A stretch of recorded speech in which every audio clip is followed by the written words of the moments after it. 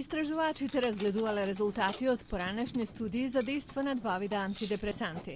Студиите вклучиле пациенти со длабока депресија, умерена и лесна форма на болеста. На некои им било дадено антидепресант, а на други лажна пилула. Джей Форнер раководел со студијата.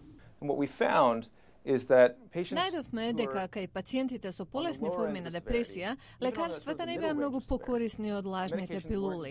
Кај пациентите со посилно изразена депресија тие има силно влијание.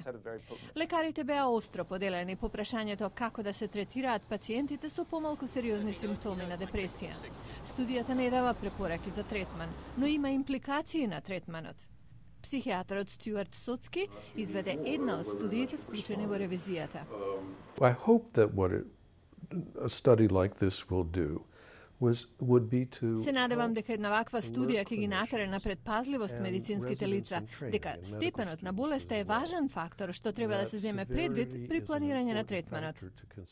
Доктор Соцки вели дека лица со умерена депресија може да имаат корист од антидепресанти, но оваа студија покажа дека многу други можат да ги постигнат истите резултати со вежбање, разговорна терапија, групи на поддршка или со методи на самопомош.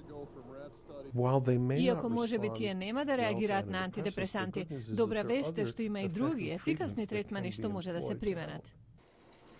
Студијата е објавена во журналот на Американската медицинска асоцијација.